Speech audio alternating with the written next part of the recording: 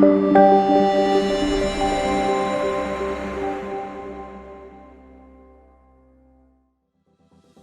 muy buenos días, tardes y noches a todos, dependiendo de donde estén escuchando esta conferencia de hoy para la CIPI Club de Videojuegos. Es un gusto verlos por acá nuevamente. Lastimosamente este año no pude asistir presencialmente, pero al menos tenemos estas herramientas tecnológicas. Para mí es un gusto introducir esta charla de hoy. El invitado que tenemos es Tomás Carrillo, que es un experto en la materia de los videojuegos, no abogado, pero sí sabe mucho sobre el contexto y el panorama que tenemos sobre todo en la región. Nosotros le hemos pedido un título para esta charla que va a ser más tal cual charlado, va a ser a manera de entrevista, y tenemos ese título de que la industria de los videojuegos no es un juego. Precisamente esa es la seriedad del tema, porque hoy en día claramente, a pesar de que, bueno, sí es un juego, claramente si uno lo quiere ver como de una manera más profesional, porque a veces se tenía como la idea de que los videojuegos pues era como parte de la industria de entretenimiento que estaba como tal vez un poco olvidada respecto al cine y la música, pero hoy vemos que pues es una industria que está en un crecimiento impresionante cada vez más. Y bueno, sin más preámbulos frente al tema, sí quisiera leer rápidamente un perfil de Tomás, que es el siguiente. Bueno, Tomás es publicista con experiencia en la ideación, construcción y ejecución de iniciativas y proyectos de impacto nacional para el sector público y privado. Ha trabajado en los últimos años contribuyendo al fortalecimiento de las industrias creativas y culturales a través de la gestión y estructuración de programas y proyectos de transferencia de tecnología, internacionalización y desarrollo de contenidos, entre otros, principalmente en áreas de emprendimiento, de base tecnológica, permitiendo conocer los actores del sistema y sus principales necesidades. Igualmente, Tomás ha publicado múltiples artículos sobre temas transversales de la industria y el desarrollo en Colombia, el desarrollo del sector de videojuegos en Colombia, y actualmente Tomás se desempeña como CEO de la consultora Peace for Peace. Bueno, entonces, como les decía, el presidente de ACIPI Club lo vamos a hacer de manera de entrevista, y la primera pregunta que yo quería hacerle a Tomás es ¿cómo ves tú la industria de los videojuegos en el mundo? Bueno, primero, buenos días para ti, José Roberto, y para todos los miembros de ACIPI. Pues es un gusto estar acá y poder hablar de una industria que se mueve a un ritmo acelerado y que tanto nos gusta. Bueno, respondiendo a tu pregunta, pues el sector de los videojuegos es hoy en día un referente en la economía digital, no solo por la enorme generación de ingresos, también por el crecimiento de gamers y de empresas constituidas, así como de jóvenes que desean formarse en disciplinas vinculadas al desarrollo y sectores transversales. Perfecto, gracias Tomás. Y bueno, así yo les recomiendo mucho también a los oyentes algo que ya hemos dicho en algunas conferencias sobre el panorama de la industria, como el crecimiento de una publicación muy interesante que se llama Newzoo, que ellos casi que se dedican exclusivamente como al estudio de ese sector. Hacen otras áreas, pero su estudio más fuerte tal vez es el de los videojuegos, y ustedes pueden ver el crecimiento y sobre todo cómo ha crecido con la pandemia. Pero esto como un paréntesis, si quieren ampliar sobre ese tema, lo siguiente que te quería preguntar es cómo es el tema específicamente ya en Colombia, ese crecimiento en Colombia. Bueno, la verdad es que en este momento la industria nacional se encuentra en un muy buen momento, es decir, pues aún no tenemos empresas de más de 500 personas construyendo juegos AAA, pero sí tenemos empresas sanas financieramente que han logrado hitos importantes, como es el caso, por ejemplo, de Cristais, que salió el 20 de julio de este año y ha tenido y ha cosechado críticas muy importantes, no solo por parte de la prensa especializada internacional, sino también de parte de la comunidad. Entonces, digamos que en ese sentido la empresa a la industria colombiana le está yendo muy bien. Estamos muy bien, afortunadamente. Qué bueno, sí, empatando un poco lo que me acabas de decir de pronto para los miembros del club, que pues muchos saben que es un juego AAA, pero sí quisiera si nos puedes extender un poco sobre el tema de qué son los juegos AAA y si nos puedes contar un poco más sobre Chris Tales, o se podría leer Cristales, pero si nos podrías contar un poco más sobre ese juego que es un juego que está en la plataforma, creo que es PlayStation, pero no sé si ha llegado a otras consolas. Pues en este momento está en la plataforma de tanto de PlayStation como la de Nintendo, como o sea, la de las tres consolas, como la de Microsoft y la de Xbox, perdón, y la de Steam. Respecto a lo que me comentabas, los juegos AAA esas grandes producciones estilo The Legend of Zelda, estilo God of War, Gears of War o Halo, que son esas grandes producciones que tienen unos presupuestos grandísimos y que pues son desarrolladas por las empresas más grandes del mundo, como son Nintendo, Sony, Microsoft, Ubisoft. Entonces, digamos que esos son esos juegos que manejan unos presupuestos muy, muy, muy grandes. Y respecto, digamos, nosotros en este momento, y retomando lo que te decía anteriormente, nosotros en este momento no somos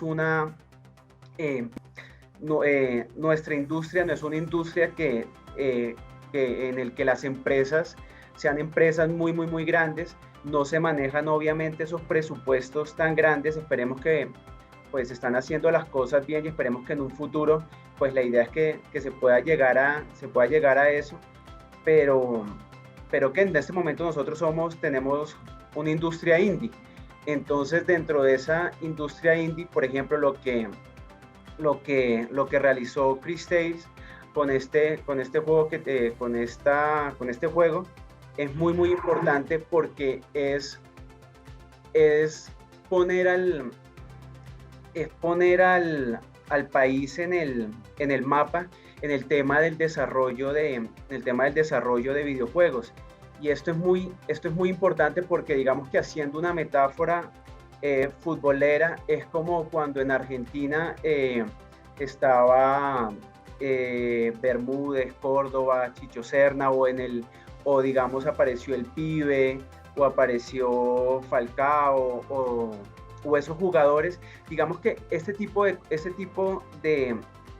cosas lo que hacen es que ya a la hora de que la gente, de que en el mundo se hable de Colombia, se diga, oiga, venga, pilas, que acá hay buena materia prima, pilas, que acá están desarrollando muy buenos juegos. Entonces, por ejemplo, el caso de Modus, ¿sí? ya le está dando entrevistas a las empresas colombianas, o sea, ya los están escuchando, ¿sí? Eso no quiere decir que, por ejemplo, ahora les vayan a producir los juegos, pero sí les da la oportunidad de escucharlos, y que, bueno, hay esa posibilidad de que sean sus publishers. Entonces, digamos, por eso es tan importante. Qué bueno, Tony, muchas gracias. Yo no sé si ustedes, todos los que nos están oyendo, puedan ver, digamos, lo que yo estoy escribiendo en el chat, pero por si acaso, este es el nombre del juego, Chris Tales. Y sí, ese desarrollo, como decía Tomás, es un ejemplo para mostrar, digamos, para muchos de los asistentes que son de cultura futbolera, pues no solamente también es bueno mostrar a veces los pocos jugadores, a veces en comparación con los argentinos y los brasileños, que se destacan alrededor de la historia en el mundo, pero sí, tal cual en videojuegos, yo creo que este puede ser un gran antecedente o hito, digamos, frente a la industria colombiana. He oído de otros 3 casos, pero igualmente ese es un síntoma bueno respecto al desarrollo local, que igual digamos, en toda la región latinoamericana También tenemos muy buenos a veces desarrolladores, pero a veces lo que falta es más esa organización que nos comentaba Tomás de la industria, de que se formalice más, como siempre ustedes oyen hablar de esto, de la importancia de formalizar la industria creativa, pero tal cual cuando uno ve pues estos ejemplos, la idea es que a futuro pues no solamente seamos desarrolladores, sino incluso podamos ser los mismos, como nos decía Tomás, en la industria indie o la industria independiente, que son estos desarrollos donde no necesitan un publisher grande, sino que ellos mismos pueden llegar a sobresalir y a producir. Es muy importante que tengan en cuenta ese hecho en todos los países latinoamericanos, ¿sí? Porque talento claramente sí lo hay. Yo quería, Tomás, cambiando un poquito el tema respecto a la situación actual de pandemia, preguntarte cómo ha influido la pandemia ya en la industria, porque también se oye hablar mucho pues, del enemigo, de la adicción, pero también obviamente muchos beneficios alrededor de esta industria y no solamente de adicción, sino que de temas positivos, educacionales. Quisiera preguntarte cómo esa relación entre la pandemia y los videojuegos o cómo ha afectado. Pues mira que, o sea, es muy chistoso porque digamos que o sea, no es muy chistoso obviamente lo que ha pasado con la pandemia, sino que mencionabas, por ejemplo, o sea, mencionando la OMS, cuando salió lo de la pandemia, recomendó muchísimo jugar videojuegos, pero la misma OMS ha sido como muy crítica en el tema de la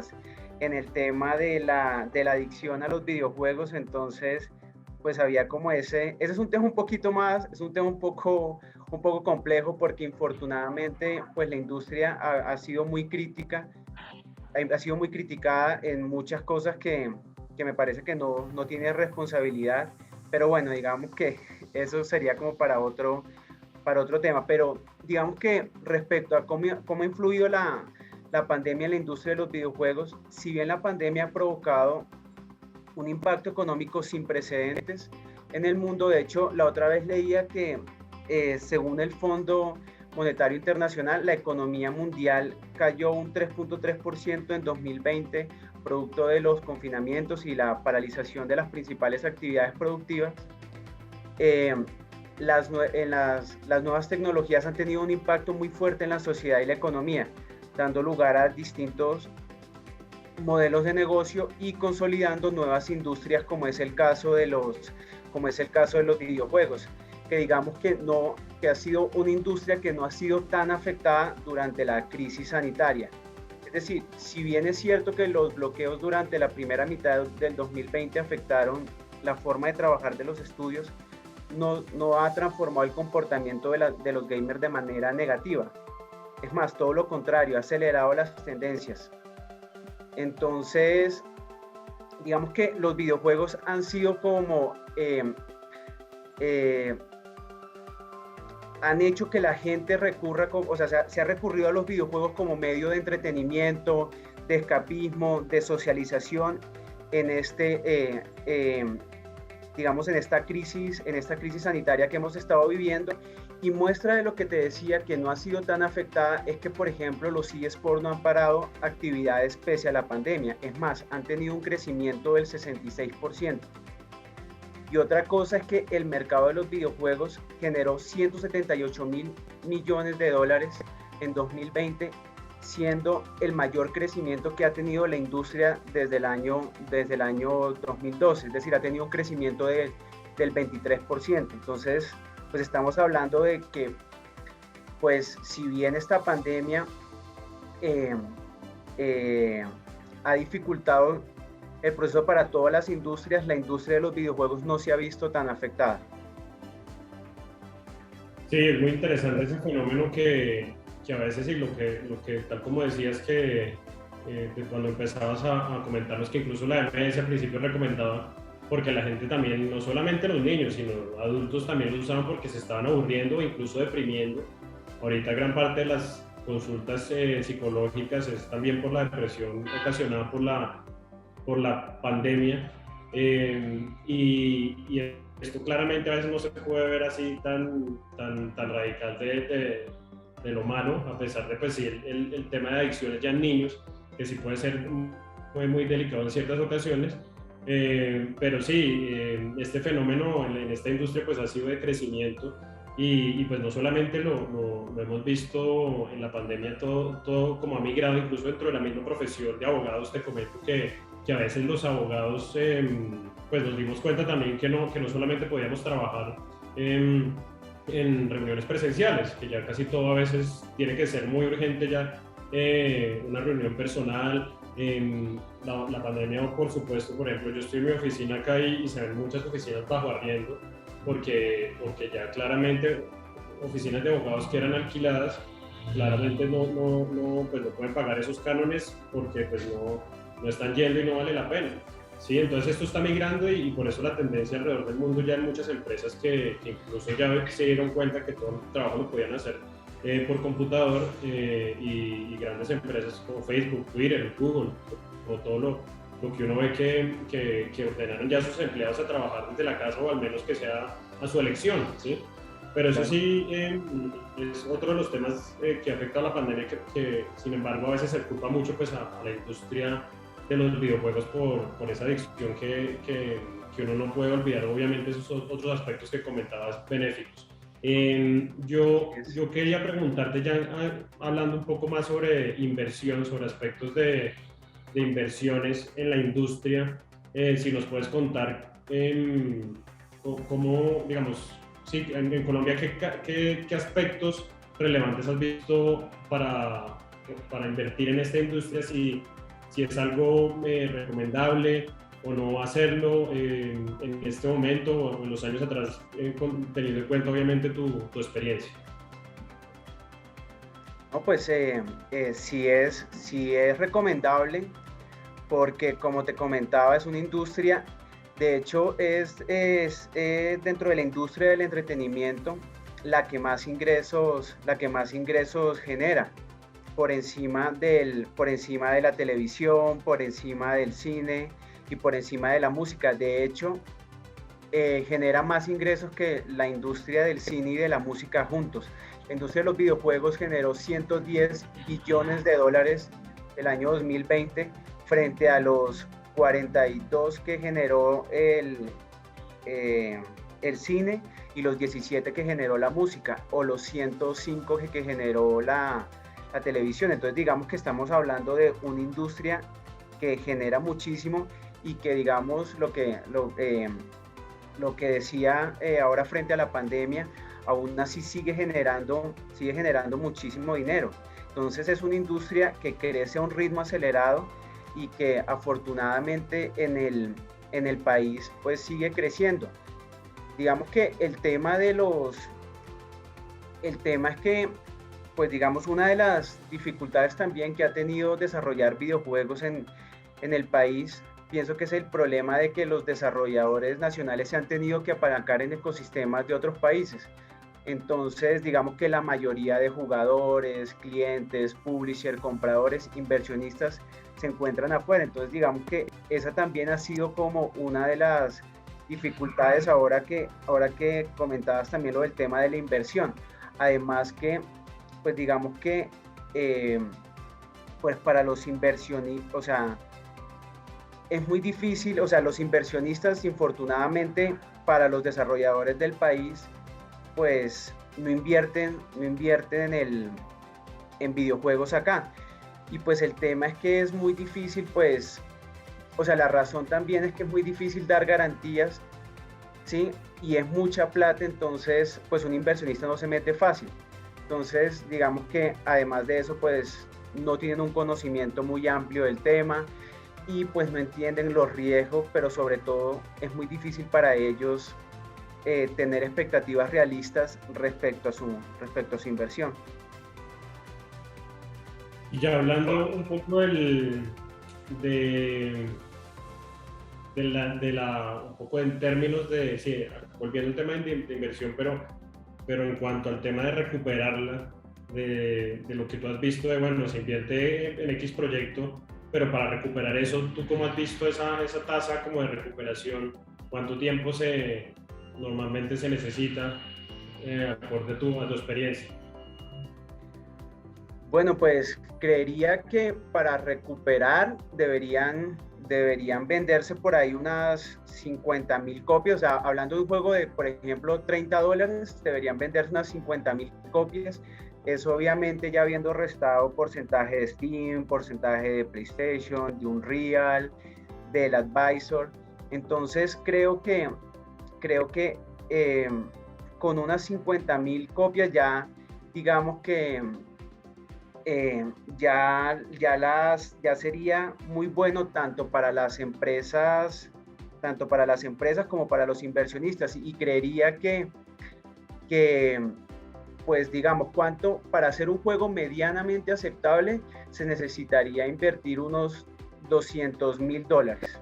Se necesitarían invertir, y respecto a lo que me preguntabas, por ejemplo, para unos entre $200.000 y $500.000, yo creo que entre 12 y 24 meses sería como el tiempo para recuperar la inversión. Ya yo creo que más tiempo de eso sería como un suicidio para las empresas indies. O sea, sí o sí, casi que se necesita tener un inversionista, o ¿por qué sería importante tener un inversionista? Porque un inversionista es súper importante porque les permite trabajar más tranquilos, ser más productivos a la hora de enfocarse a la hora de hacer el juego. Infortunadamente, cuando no tienen ese inversionista, entonces les toca buscar los socios, hacer Alter Games, página web, también dedicarse al juego. Haciendo otra metáfora futbolera, que bueno, a mí me gusta muchísimo el fútbol, entonces siempre trato como de empatar las cosas con el fútbol. Es que les toca a los pobres hacer el centro y cabecear. Entonces están ahí como en ese cuento de, o sea, buscar todo, y pues cuando estás haciendo un juego, lo que necesitas es tener todo el focus en el tema. Entonces por eso, digamos, es tan importante el tema del inversionista. Además, obviamente, de poder sacar el juego, de la distribución y todos esos aspectos. Y en cuanto a las formas de recaudo ya de esa inversión, de recaudar esos capitales, que digamos que has visto que se recomienda normalmente para hacerlo, para poder recuperar ese capital para empezar a trabajar. O sea, como otras formas de recaudar capital. Correcto. Bueno, pues digamos que hay varias campañas de financiación, como es el tema del Kickstarter, que son los proyectos que apoya el público. Aunque acá es importante entender que tiene mucho que ver quién está detrás del proyecto. Entonces, por ejemplo, un Yooka-Laylee que recaudó $3 millones, por ejemplo, que recaudó $3 millones, pues era de los creadores de la antigua Rare, que era de los creadores de Banjo-Kazooie para Nintendo 64. Entonces digamos que la gente confía en que esta gente va a hacer un muy buen trabajo. Otro caso importante, por ejemplo, es el de Mighty No. 9, que era del padre de Mega Man. Entonces, por ejemplo, el man solicitó $900.000 y recaudó $4 millones. Y también está, como por ejemplo, otro caso también es el de estrategias de crowdfunding, como es el caso de Star Citizen, que bueno, este ya es una barbaridad, que recaudó $340 millones. Y siguen esas. Y pues obviamente están ahora sacando un juego,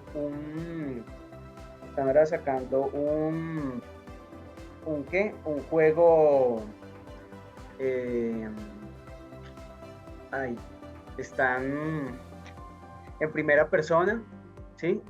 Para un jugador, perdón, están sacando un juego para un jugador que lo están haciendo con varias estrellas, como está, por ejemplo, el man que hizo Superman. Entonces, digamos que ya son presupuestos muy, muy grandes. Y eso, digamos, ya en esos términos de inversión, ¿tú recomiendas más irse a la industria de los, bueno, como haciendo una aclaración también a los asistentes, y creo que ya casi todos lo saben, pero los videojuegos prácticamente se vienen entre consolas, la industria móvil y la industria de los PC o los computadores, pero digamos como que las predominantes hoy en día es casi que las consolas y los móviles, los celulares. Tú, digamos, en términos de inversión, ¿cuál recomiendas o qué diferencias puedes ver en en términos de inversión en esas dos?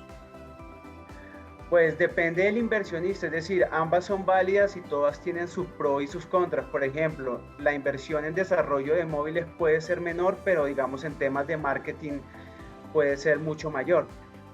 Entonces, digamos que también depende del inversionista, pero por ejemplo, se pronostica que los juegos móviles generarán casi 91.000 millones de dólares al finalizar este año, al finalizar el 2021. Entonces, siendo más de la mitad del mercado de juegos. Entonces, digamos que ahí te da como un panorama de cómo, hacia dónde está yendo la industria. Sí, eso es tremendo en la industria móvil y yo en un reportaje ya, pues era viejito, pero era 2018 de Newzoo, que decían que las personas que más jugaban videojuegos no eran los niños, sino que eran mujeres entre 30 y 35 años que jugaban en móviles. Esa estadística me conmovió bastante respecto a esa cantidad de, por supuesto, pues en el mundo que uno piensa que son los niños. Entonces sí, la industria móvil parecería que pues es una industria pues muy rentable, a pesar de lo que comentas, tal cual, de que se necesita obviamente una buena publicidad para sacar adelante y que un juego móvil crezca, en comparación pues a lo que invierten los grandes publishers para publicitar todos los videojuegos en las consolas. Mira que respecto a lo que decías, de hecho hay un estudio que dice que más de la mitad de los colombianos juegan videojuegos. Entonces, digamos como para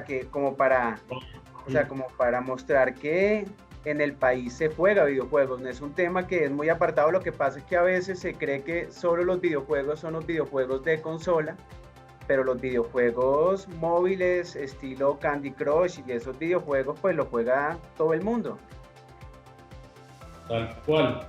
Sí, ¿no? Y que muchos de ellos pues hasta dicen que contratan hasta psicólogos para que sean adictivos, que obviamente también hay temas éticos de por medio y eso, pero sí, digamos, en el caso que nombrabas, por ejemplo, de Candy Crush, pues yo nunca me enganché, como decimos acá, pero sí vi gente que estaba totalmente ahí, o bueno, hay muchos ejemplos, pero desde que empezó, por ejemplo, en mi generación, la culebrita que llamábamos cuando teníamos Snake. Sí. En el Nokia 1100, buenísimo. Tal cual, y fan número uno. Estudiando Derecho, la gente en los huecos entre clase y clase hacía eso, o incluso hay gente que jugaba en clase ese juego de culebrita, pero es tal cual ese crecimiento de los juegos móviles que hoy en día sí podemos tener gráficas espectaculares en los celulares. Pero sí, ese es otro fenómeno muy interesante en esa industria. Yo quisiera continuar con las preguntas ahí que tenía, digamos, preparadas para hacerte. Si nos puedes contar qué otros modelos de negocio puedes ver en la industria de videojuegos, además del desarrollo, ¿sí? Como modelos de negocio, no, pues lo que te comentaba del crowdfunding, pero ya digamos dentro de la industria está también el free to play, o sea, no sé si eso como... Bueno, hablando de la práctica acá en Colombia, de las empresas colombianas, yo quería preguntarte qué tan vulnerables somos nosotros en comparación a las empresas de afuera, en la práctica que tú has visto. ¿Qué tan vulnerables es la empresa dedicada al desarrollo acá en Colombia respecto a esas empresas extranjeras? Bueno, la retención en el país se ha vuelto un tema cada vez más complejo, siendo para los estudios nacionales muy complicado competir con la oferta extranjera en términos de presupuesto. Entonces, pues las empresas hacen grandes esfuerzos por entrenar nuevos talentos y luego se encuentran con que después de haber invertido tiempo y dinero llegan estudios de afuera y se los llevan. Entonces, digamos que es un tema bastante complejo, porque para las empresas del país es muy difícil competir igualarle los salarios de afuera. De hecho, alguna vez leí que que en Silicon Valley funcionó porque se gestó una burbuja de oportunidad equitativa. Entonces, pues no llegaban los chinos a ofrecer más plata para llevarse talento americano, sino que todos operaban bajo la misma economía. Aquí el tema, y digamos que lo paradójico del asunto, es que cuando nosotros también estemos en ese mismo nivel, las empresas van a querer contratar y van a poder contratar talento mejor capacitado de afuera. Interesante eso que comentabas de Silicon Valley, no lo conocía así, esa política, porque de hecho, y no solamente pasa en la industria de los videojuegos, sino en muchas otras, ese tema de que obviamente llega el poderoso y puede contratar la mano de obra mucho más fácil, pero frente a la industria nacional pues es bien difícil. Y de ahí también el papel tan importante del publisher o las editoras que pues las hemos visto también en el cine, en la música, y que es lo opuesto obviamente al desarrollo independiente cuando uno sí necesita un publisher, y donde casi que los grandes juegos AAA todos tienen un publisher, pero también he oído que es muy difícil conseguir un publisher en la práctica. Yo quería preguntarte por qué es esa dificultad tan grande, digamos, de los estudios locales de conseguir un publisher y cómo se hace para encontrar un publisher en la práctica. Bueno, de hecho es difícil porque la oferta afuera es muy buena cuando las empresas se enfrentan contra indies de Canadá, de Australia, de India o de Brasil, se dan cuenta que la competencia es muy dura.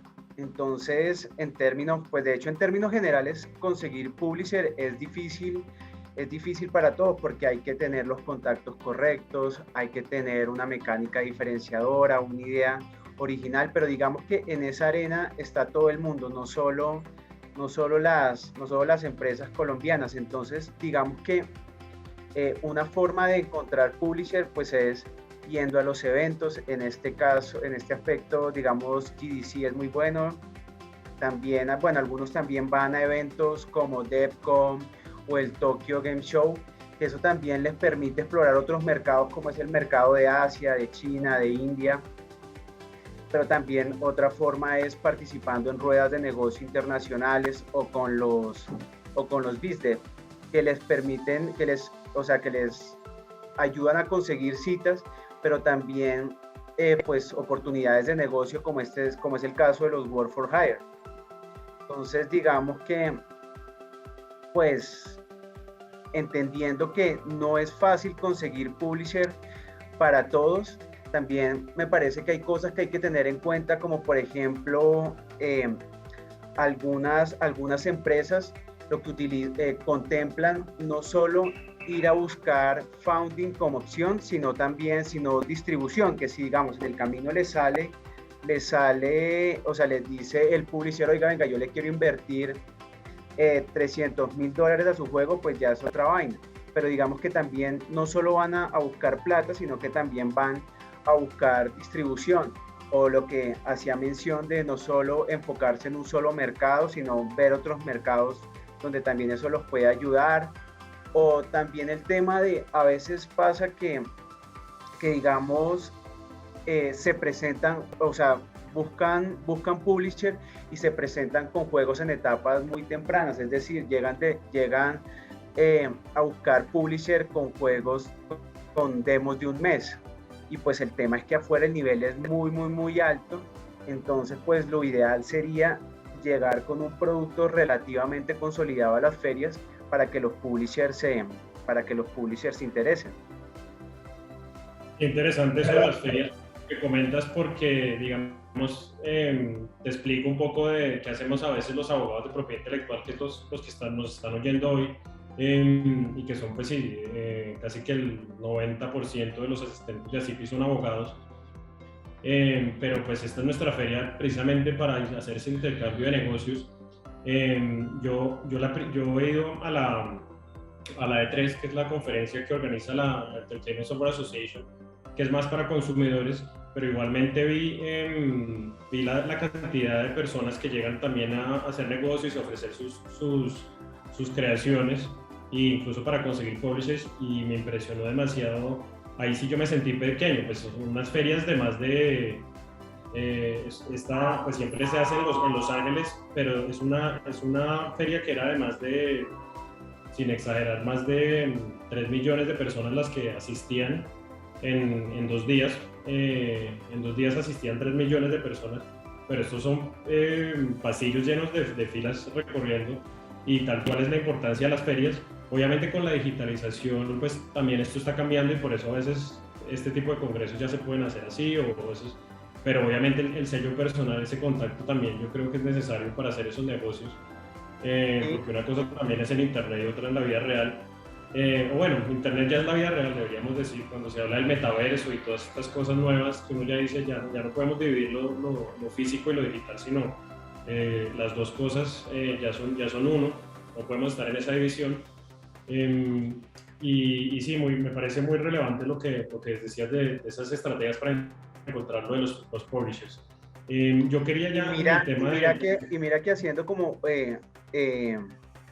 paréntesis a lo que dices, yo también estuve en un E3 y creo que, o sea, no es lo mismo estar ahí que la feria digital, porque es que el estar con la gente, el poder ver los stands, el poder jugar ahí, el poder probar los juegos, el poder ver como toda la maquinaria, es una cuestión impresionante. Entonces digamos que el tema de la digitalización es importante, pero pues yo sí, en temas de eventos, sí creo que esto sí es súper importante seguir manteniéndolos.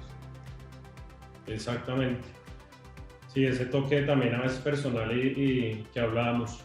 En cuanto al tema de la empresa colombiana, lo que te iba a preguntar seguidamente era ¿por qué, digamos, frente al tema internacional, cuando sus publishers ven la competencia que pueden ser, digamos, de la India, por qué, digamos, se pueden destacar esas empresas colombianas? ¿Por qué las buscan prácticamente?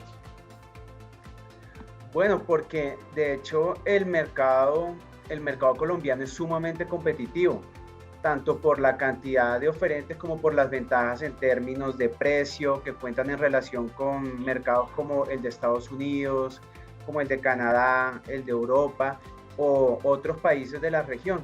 Entonces digamos que en ese caso, digamos que el tema del Work for Hire, esa es una de las razones por las que buscan mucho a las empresas colombianas. Y por ejemplo, perdón. No, te iba a preguntar qué es lo que más subcontratan en las empresas normalmente, y lo que menos subcontratan también. Bueno, lo que más subcontratan las empresas es el tema de educación, es decir, el tema de entrenamiento de futuros candidatos, pero también el tema de diseño de audio, modelado 3D, animación, localización, música. Y creería que lo que menos es el tema de la inteligencia artificial, porque de hecho es muy riesgoso manejar el código fuera del estudio. Entiendo. Y bueno, tú estabas hablando del tema del Work for Hire, que también están muy, pues acá obviamente como todos son abogados están familiarizados con el término, pero es muy común digamos, yo cuando he trabajado a veces con creativos en el sector de los videojuegos, que sí, que está institucionalizado decir el Work for Hire, ¿sí? Que en realidad pues en Colombia no es que digamos, te cuento por si no lo hemos hablado o no lo has oído, acá obviamente no es que uno tenga esa figura, porque pues es una figura anglosajona, pero digamos el término que de pronto se podría adaptar más al Work for Hire es la obra por encargo, ¿sí? Como lo pinta la legislación. Y obviamente pues sí, todos los publishers que vienen acá lo que hacen es que ceden sus derechos de propiedad intelectual, encargan la producción de esos videojuegos y pues la titularidad de esos derechos de autor, porque pues la mayoría de estos juegos se protegen por derechos de autor.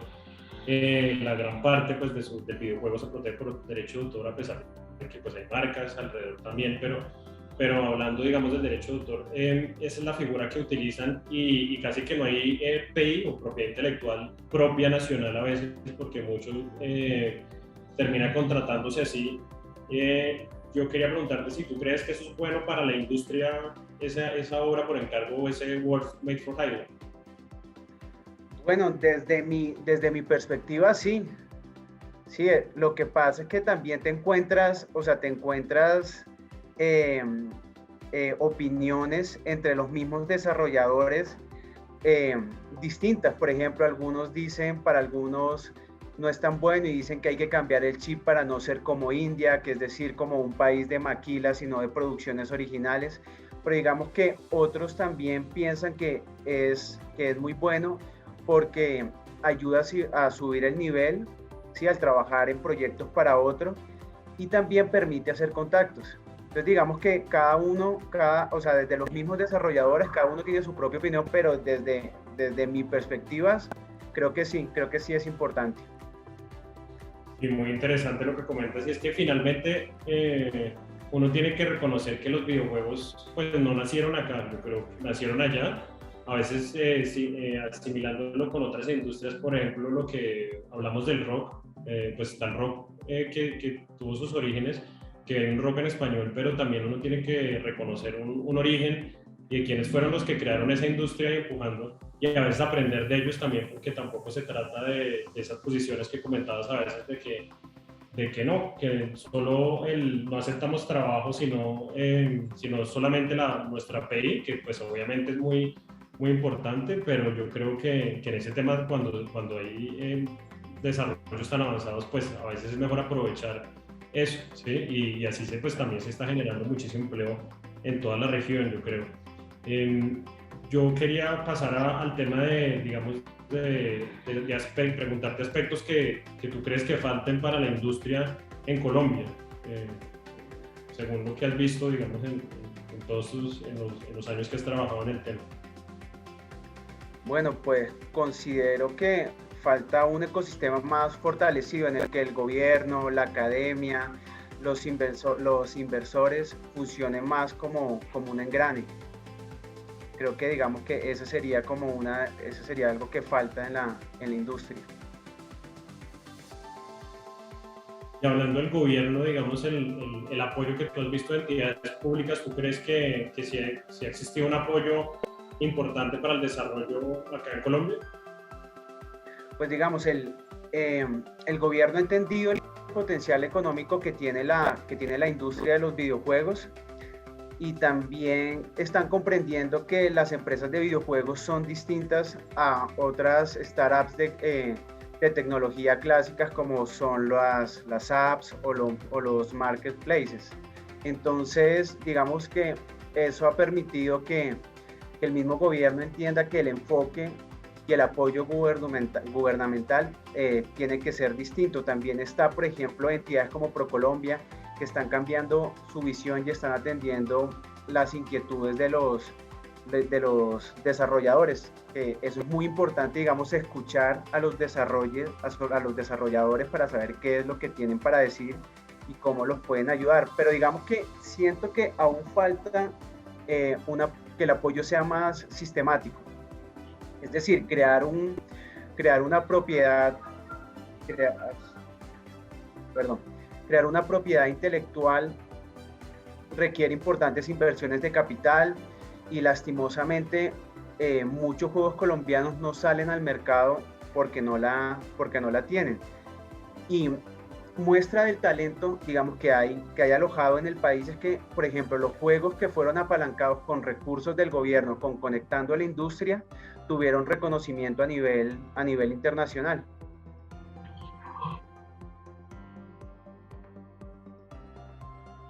Bueno, y de esa, sí, yo, digamos, he visto ese apoyo, digamos, desde lo público, que se llamó esa estrategia Conectando la Industria. ¿Tú nos puedes contar un poco más sobre eso? ¿Cómo fue el objetivo? Porque entiendo también que tú en ese momento creo que estabas en el Ministerio de las TICs y estás más empapado, obviamente, sobre ese tema. Si nos podrías dar detalles sobre esa ayuda que también para muchos colegas extranjeros creo que puede ser una estrategia importante para implementar también en sus países desde lo público. Claro, digamos, el objetivo en ese momento era fortalecer la industria de los videojuegos a través del financiamiento de empresas del sector. Entonces el tema era que empresas consolidadas apadrinaban a 2 empresas de menor grado de desarrollo. y aquí nos enfocamos en 3 líneas estratégicas que fueron trabajo colaborativo, entendiendo que las empresas deben trabajar mancomunadamente, porque pues aún somos un sector muy pequeño. El tema de cierre de brechas técnicas, administrativas y comerciales, pues permitiendo que las empresas sean más competitivas a nivel internacional, y gestión comercial, porque pues es importante entender la industria como lo que es, un negocio, que como te comentaba, es un negocio muy lucrativo. Entonces digamos que ese proceso generó conexiones entre los referentes de la industria nacional, permitiendo el fortalecimiento de empresas más pequeñas y reduciendo la curva de aprendizaje drásticamente. Y de ahí, de esa estrategia conectando a la industria, yo me acuerdo que habían diferentes estudios, pero habían algunos casos de éxito al respecto. Tú sí, seguramente sabes de esos casos de éxito que nos puedas contar. Pues digamos que casos de éxito está Brains, que digamos que fue adquirida en 2018 por Jam City, ¿sí? Y que ya hoy cuenta con más de, con World War That, ya cuenta con más de 1 millón de descargas, que eso es una cosa impresionante. También está TeraVision, que está a puertas de sacar su juego, su shooter de realidad virtual, Captain Toothhead. También está Efecto Studio, que de hecho se convirtió en uno de los primeros aliados del mundo para Apple Arcade. Está también Cocodrilo Games, que los manes hicieron el videojuego oficial de Moana para Disney. Pero bueno, también está Plotwise, que hicieron un juego para Cartoon Network. C2 Games, que tiene un juego con una dirección de arte muy chévere, que es Project Monolith. Pero digamos, a esos también se suman Madbricks, a eso también se suma, no me quiero olvidar de ninguno, On3D, Wising Media, que digamos están trabajando en proyectos muy interesantes. Y obviamente pues está también el caso que mencionábamos al principio, que es el de Chris Tales, que de hecho fue realizado por Dreams Incorporated, pero Dreams Incorporated pues antes era Below the Games, que también hizo parte de la convocatoria, y de hecho participó con un juego. Los manes han sido innovadores desde siempre. Entonces, eso. Qué bueno. Y gracias, Tomás. Sí, todos esos casos obvio también por la práctica, pero sí son casos de éxito que nacieron también a partir de esa primera iniciativa que gubernamental, que tal como comentabas, no es del todo, que falta esa sistematicidad de la que comentabas, que también a veces con los cambios de gobierno todas esas iniciativas también se pierden, pero la idea es que sí, que se puedan mantener a lo largo de los años, y que esa es de las estrategias también a veces de cuando se habla de una verdadera economía naranja, es eso precisamente, que eso sea periódico y que no sea solamente una vez que se dio, pero sí creo que es una muy buena iniciativa. Yo quería hacerte unas últimas 2 preguntas. La primera es como los retos que tú crees frente a que tiene la industria acá, los retos actuales, y la segunda es, ya pues como tú sabes, somos abogados acá, y algunos trabajamos ya, así no sea con videojuegos, por ejemplo, si en temas de derecho de autor con la música o con el cine, pero ¿por qué crees que es importante apostarle pues a esta industria actualmente, incluso a nosotros como abogados, que a veces sí, que llega el cliente a la oficina, ya sea un desarrollador, un publisher, para hacer un contrato, o para registrar una marca, o para inscribir un derecho de autor? ¿Por qué es que crees tan importante que debe apostar a esta industria enfocado a nosotros como abogados o incluso como inversionistas? ¿Por qué es tan importante? Bueno, en retos que tiene la industria, creería que bueno, uno es el tema de conseguir inversionistas, porque es difícil, digamos, hacer juegos competitivos para mercados internacionales sin tener músculo financiero, y sostener esos proyectos a largo plazo sin tener plata es muy complicado. Entonces ese creería que es uno. Otro podría ser el tema de encontrar talento especializado ¿sí? Creo que es ese es uno de los mayores problemas, porque pues las empresas les toca en redes sociales buscar el talento, y digamos que ese es un reto bastante grande. Lo otro, digamos, que es proyectar la industria de videojuegos a nivel nacional como una fuente viable de empleo, o sea, que se entienda en el país que la industria de los videojuegos, como el título de la charla, la industria de los videojuegos no es un juego. Entonces es importante que ya, digamos, se empiece a creer en la industria como lo que es. Y el tema, creería que otro sería pues lo que hablaba de la retención de talento, que es el tema de competir con empresas extranjeras. Entonces digamos que pensaría yo que son como algunos de los retos más importantes que tiene la industria. Y respecto a lo que me comentabas del tema de